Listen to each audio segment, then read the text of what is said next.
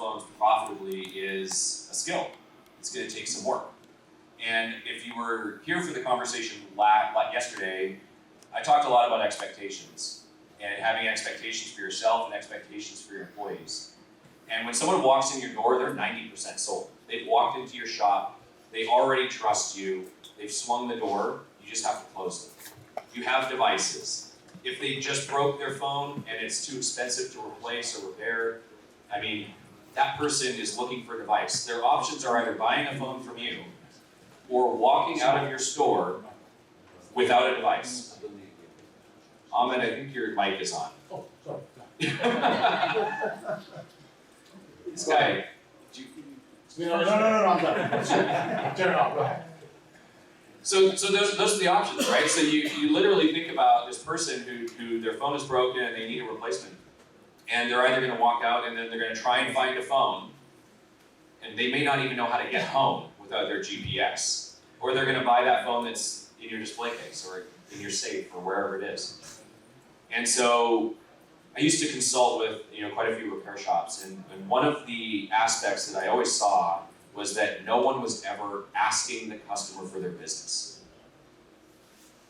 And it's as simple as that. Do they know you have phones? Are they out in a display case? Or are they sitting in your back room and your employees aren't saying anything to your customers? The customer has no idea. Again, do you have a display case? Is it interesting to look at? Are you rotating stock? And is your employee asking the customer every single time or letting them know that you sell devices? Even if you repaired their phone, a quick little blurb at the end of the repair, at the end of the transaction. Hey, just wanted to let you know we have some awesome certified pre-owned phones here. You obviously trust us to fix your devices. The next time you're in need of a device or one of your family members needs a device, we'd love to earn your business. There's nothing wrong with asking the customer for their business, letting them know what you have. You don't have to hard sell them. These people already trust you. You've already done them a service, likely multiple times in the past.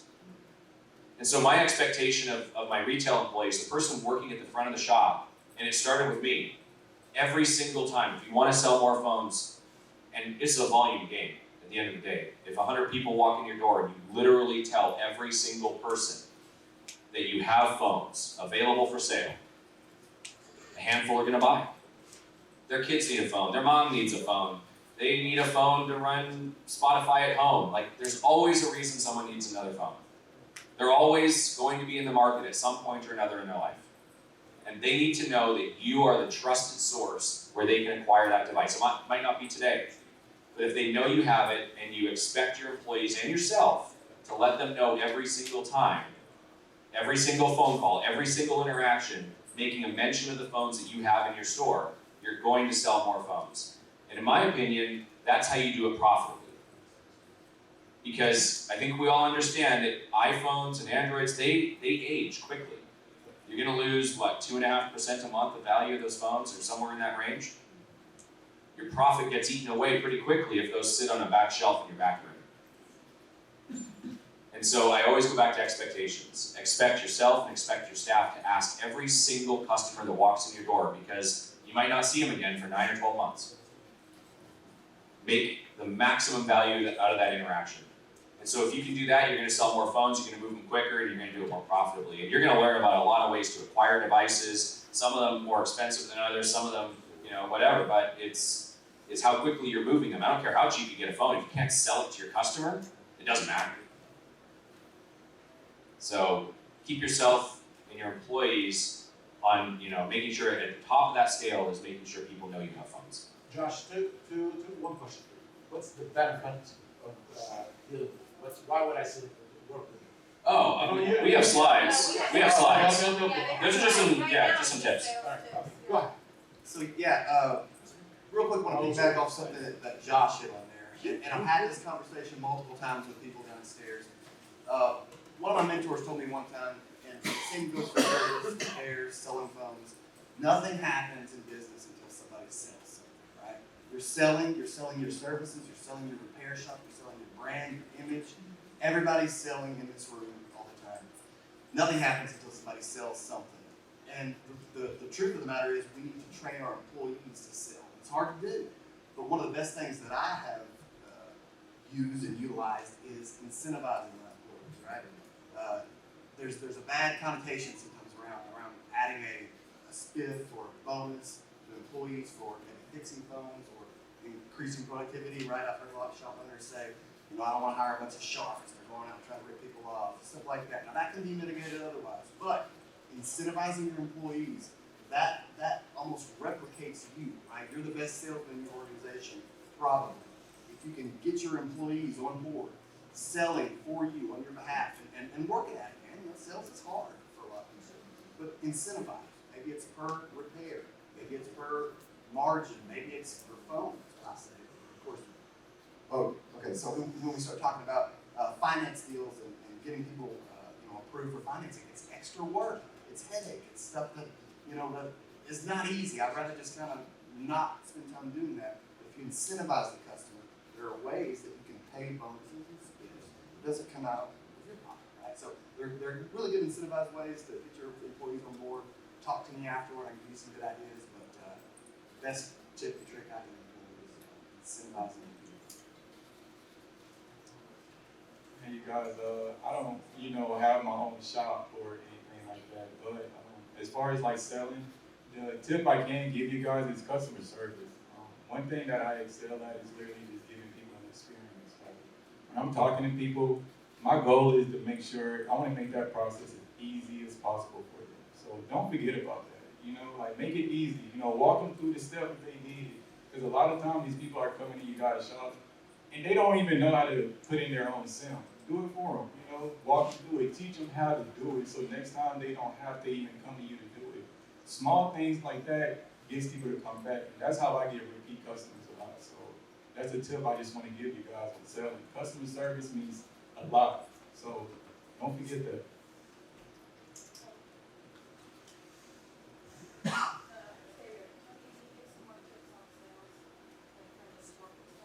Yeah, absolutely. So we were whispering just a little bit ago about how many years of knowledge we have up on the stage. So we calculated Ahmad, me, Josh, and Josh as well. All together, I think we are up to 70 years in cell phone industry knowledge. I think you've been in 3 years or so, 17 years, 10 years, 14 years, and Ahmad is like 120 years. Yeah. So we're adding up to 70 years, which is, honestly, that's a lot of knowledge, a lot of power. And in my opinion, believe it or not, as much as knowledge that I have in this industry, I always falls back to people that has more knowledge than me. In my circle, my brother has more knowledge than me in the industry. He started Cellfix 15, 14 years ago, and he is a tech. So usually I fall back to him for more questions about the industry. Going back, as far as sales and whatnot, I am a sales guy. I started as a sales industry in the sales industry. My issue was when we started Cellfix is I don't like staying behind closed doors. I don't like staying in the box. So I found other solutions and other ways to reach out to people. So I was that guy that does videos back in 2014, 2015 when the hoverboards came out. I was the guy that's doing these crazy videos on these hoverboards to sell anything. I was that guy that these days people on TikTok making stupid videos to get some attention. I was that guy back in 2012, 2013, 2014. So, a lot of issues that I've seen happening here is a lot of you guys are still working inside the box. Physically and emotionally. So the issue that we're having is you open a store and you expect a customer to come in. If you're waiting for those guys to come in and if you're waiting for these guys on your city bus to come in your door, in my perspective, that's the wrong idea. Stretch out your zip code. Look out for the right, these guys you're talking about don't have cars. They're getting on city buses. So I'm pretty sure they're gonna have a hard time buying a $300 or $400 phone. Reach out to the people that has that money. Reach out to the people that, have money to blow or can come visit your store and will be coming back and bringing your whole family. A lot of these people you're talking about having a hard time, paying a city bus fee, you know what I mean? So in my opinion is social media is a huge target right now it's a key that not a lot of stores are taking advantage of because for some reasons, in my opinion, we're either too old for social media or we're just not cool enough, or we think we're not cool enough. But I think you really have to go out there, try things. If you don't try it, you don't know it. You know what I mean? So a lot of the issues that a lot of stores don't have is like, you know, I don't think I'm fit for that kind of thing. I think my English is not that great. I don't think I'm looking up for that kind of thing. I think we've been in the industry for 120 years, like Ahmad, like dinosaurs, so we're not there. Ahmad surprised me because he does advertisement, because he's the best example that you are never too old. I'm 52 years old. Do I really want to jump in front of the camera and talk about this? Shit? He's the But best you know what? example. I just help. I said at the end of the day, I just want to help. If it helps one person, I'm happy. So that's what I do. I do videos, I do all the stuff, accent, I misspell things. I do all, I do all kind of crazy stuff. So It's crazy how I never knew Ahmad since last year. I met you on social media. Last year. Everybody here on social media. And I was talking to somebody yesterday that Ahmad just popped out of nowhere. He's kind of like there in your face. And since August, I think we met back in August. And now I think we spoke so much that more than I spoke to my wife. So I was like, he popped out of nowhere, and it's because consistency. He's in your face. And I think one of the things that I stand out, or my company stands out versus other companies, is because yes, I did those. For those who know, I did Tony Talk shows on the Repair Shop Talk groups, and I was the guy that puts a video every single day, no matter. So I was that guy back when Craigslist was hot. I was that guy that would get a phone call to the store. Stop fucking posting. You're spamming Craigslist. I was that guy, and here I am now. To those guys, here I am now. So don't stop. Be that guy that's everywhere. Be all over social media. Be all over everywhere. Be the face of your business. But at some point in time, for the people that have multi-doors, you really have to step out of your circle, step out of your comfort zone, and give someone authority to your business to run. I was on a call a couple of days ago with a friend of mine who opened a business back in 2012. The same year we opened our first location. And he said, Tony, how do you guys do it with 14 locations? How can you trust people? I said, what do you mean, how do you trust people? He says, how can you trust an employee with the store key? And I said, your question answers itself. You're not trusting your employee with a key. How can you grow past one location? After 12 years, we have 14, he has 1, and he's struggling. So things like that, you really have to outcome, and those issues are in yourself. Ahmad was saying, maybe you are the issue, maybe, the way you operate your business is the wrong way. So you have to look at these things to grow. You can't be that one store in your city and expecting to outrun a guy with 10 stores. Right.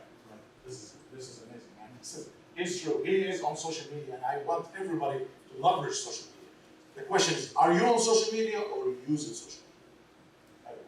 That's your time. Go to the next slide. Oh, next slide. Okay. My fault. Sorry.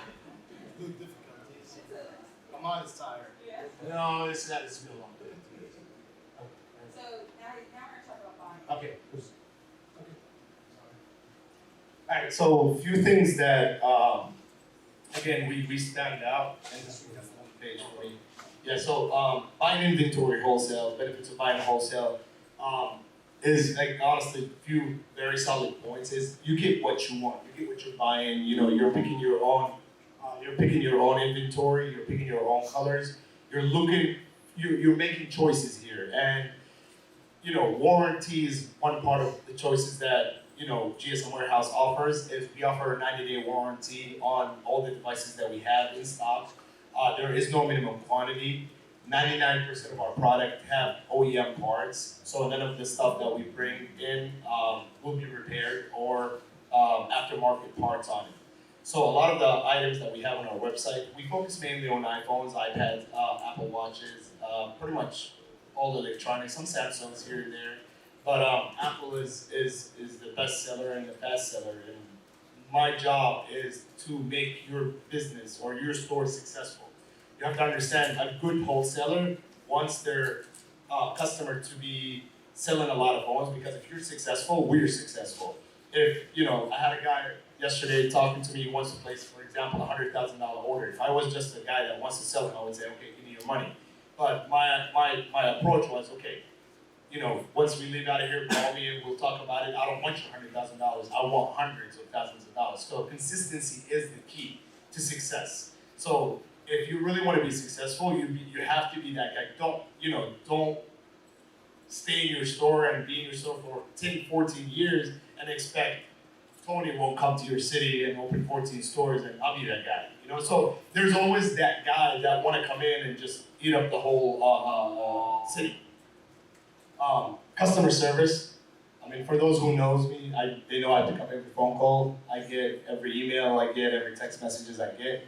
I'm addicted to sales. I'm addicted to customer service. I treat everybody like I like to be treated, and we have a lot to lose. So be sure that if you call us and you have any issues with any phones, that it will be taken care of instantly. Competitive prices. My motto in the business is, and it's been like this since 2008, is sell more, make less. When you sell more, you make more. So, and I spoke to some people yesterday at the booth. We have a booth here, number 15. Don't get emotionally attached to these devices in your showcase. This is not your wife. This is not your girlfriend.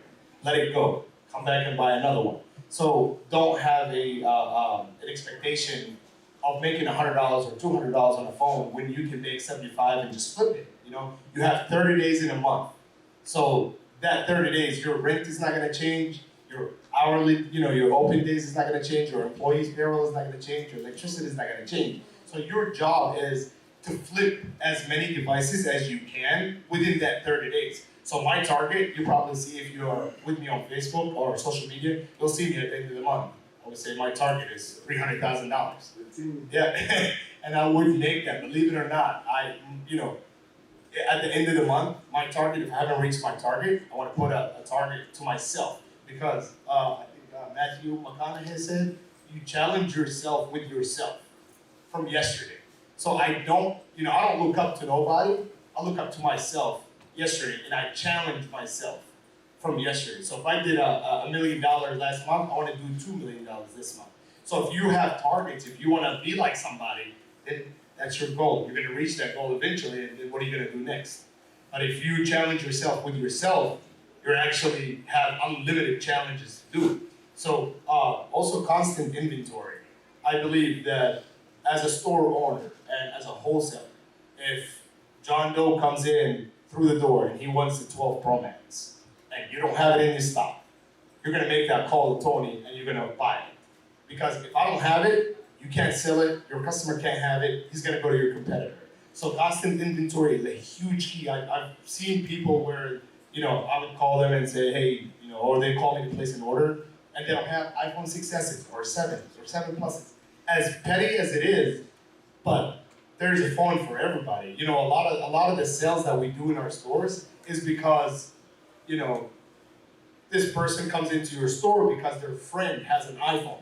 And believe it or not, if Ahmad has an iPhone 13 and I can't afford an iPhone 13, I'm gonna come in and buy the next iPhone down that I can afford. I would say, give me an iPhone for $300. A lot of store owners, you guys already know, not a lot of people would come in, maybe 10-20% that would come in and say, give me an iPhone 13 Pro Max. But everybody that comes in, what kind of iPhones do you have? Well, the first question you ask them, how much is your budget? And then the next question is, they would say $300, and then you point him out. And I said that earlier, if you want to confuse somebody, give them choices. And this is where a lot of the stores that I've seen earlier that cannot close a sale because you guys are confusing your customers. And a lot of my employees have that issue. When we train them, customer would come in and they would ask, what's your budget? And they would say $300, and then my employee goes straight to the iPhone 11 Pro Max. See what the fuck you're doing?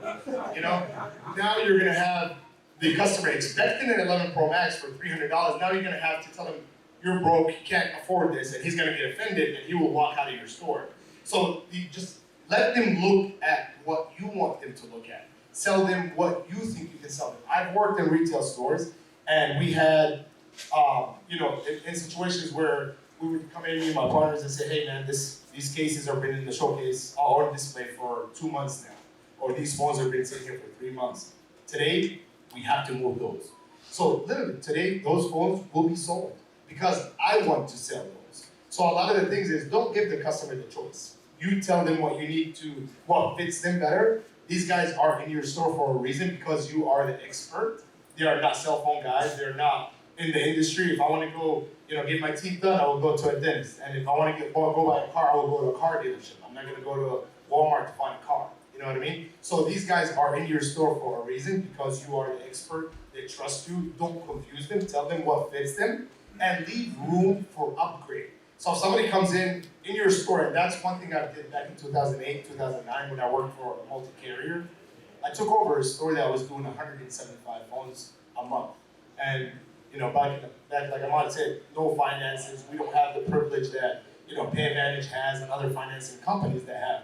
And honestly, the store that I took over, and this is a true story, and I still get phone calls on it until now, that the store that I worked in is still looking for some guy named Tony. 12, 14 years ago. People are coming back to that store, this guy's still around. The store that I took over was doing 175 units a month. I took it to 1,200 units a month. When the sales rep used to come in and the store, he said, what do you do? He goes, you know what, don't even ask, I'm not even gonna ask you, just keep doing what you're doing. Every month, my target was to go 100 phones every month. So when I took over the store, it was about 175. I worked 10 days in that month. We took it down to 400 phones. Every month after that, we were doing 100 phones extra a month.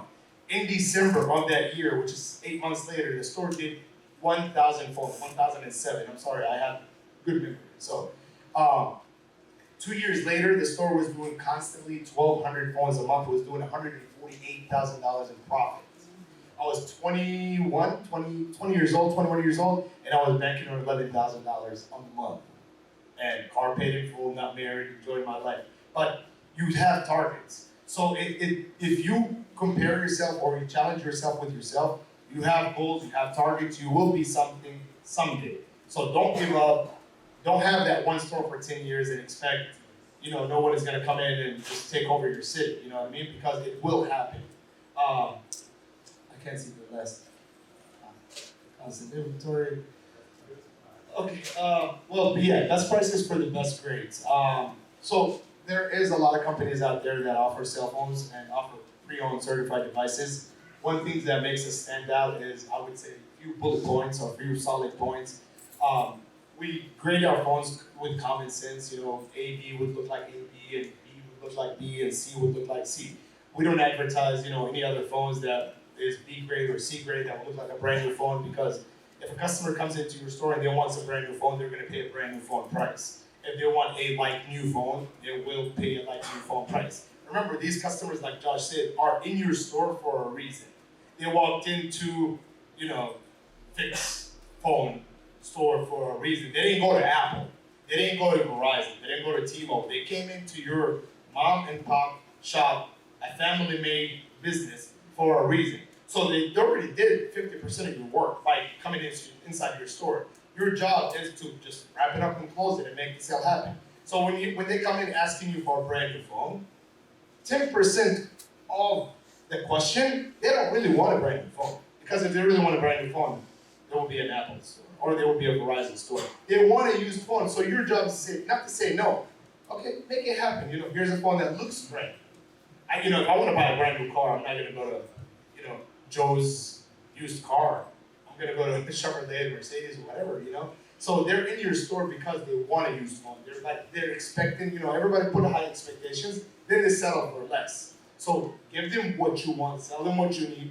A lot of the issues that we're having in the used phone industry, and this I've been facing a lot for the past 8 years, we overcome a few of them, is the store owner is the picky guy, not the customer.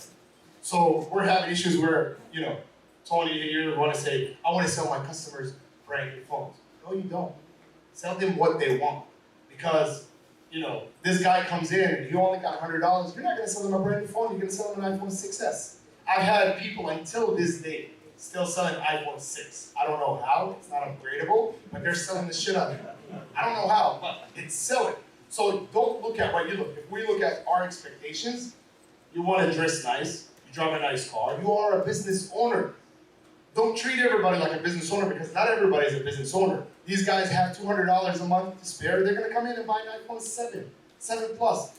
I'm not gonna sell it for a 7 Plus. I need a 12 Pro Max, 13 Pro Max. So don't sell customers based on what you like, what you want. Sell customers on what they like. You go to different stores, they're okay buying tablets with no brands. You go to different areas, they're buying a 13 Pro Maxes or top-notch phones. So don't sell your customers what you want or based on your preference or your favorite devices. Keep inventory, keep full inventory in your stock, and I can guarantee just this way you can test your market, and there's someone for every grade. Thank you.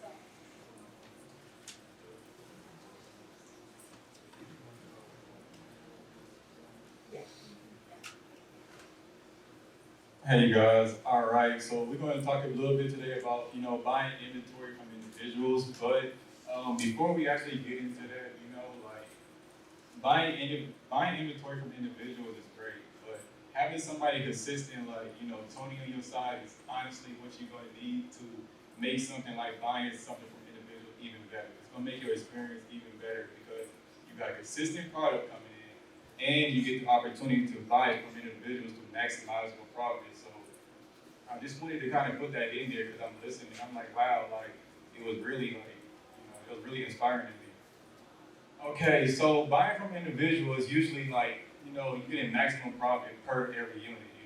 You're buying from the local market, you're posting your free ads, you're posting your paid ads, you're doing what you got to do for the locals to come and get cash with phones. Like Tony was saying, these guys, they just want a phone. You know what I'm saying? They want a phone for the cheapest price possible. So that's where I come in at the phone flipper. I teach people how to buy phones profitably from the local so that they can, get the maximum amount of profit for their business because these guys are already coming into your store. They already come in your store. Sometimes the phone is damaged, sometimes the phone's not damaged. At the end of the day, you want to make a sale. So that's where phone flipping comes in. Don't feel like that you are too good of a store to do it because GameStop is doing it, Walmart is doing it, T-Mobile is doing it, and Verizon is doing it. They just changed the word and they call it trading. So maximize your total value, expand your reach. It's great profit margin and negotiation power. So what I learned from me, phone flipping from me, you guys, I've been doing this for over 3 years now, and I've been blessed enough to do really good in sales, you guys. I don't know how, when I first started phone flipping, I thought it was bad, I thought it was a scam, but I just needed money at the time. I had a growing family, I needed money, so I tried it out. And when I tried it out, I ended up making $130 on my first flip. And at that given time, I was sold. So I ended up doing really good in sales, just staying consistent, just compounding my money, just continue to keep going. And I just went with experience, guys. Again, I've been doing this for 3 years. What I specialize in is avoiding scams because I'm very thorough. I didn't want to, I got blacklisted 3 times in a row, 6 times in a row. I didn't want that to keep happening because I can't continue to keep phone flipping if I'm getting blacklisted continuously over and over again.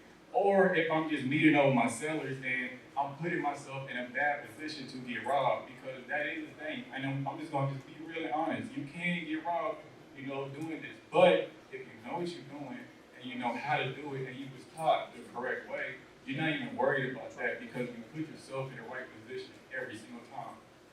Pricing buys.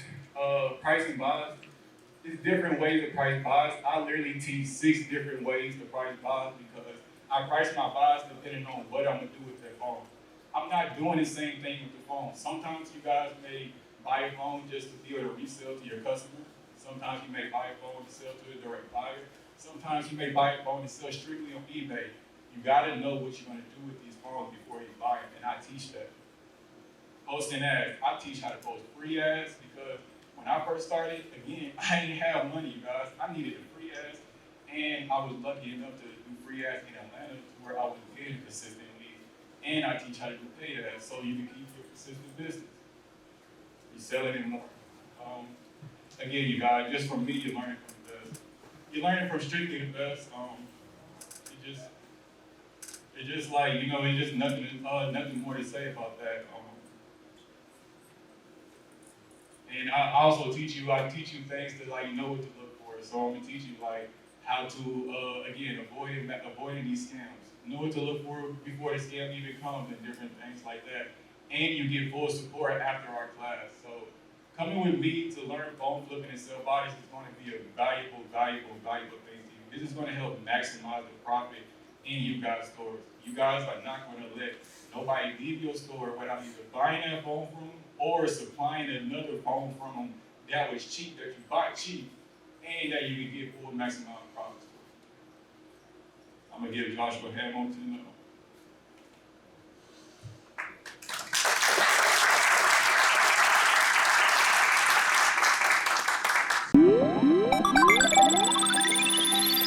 Thank you.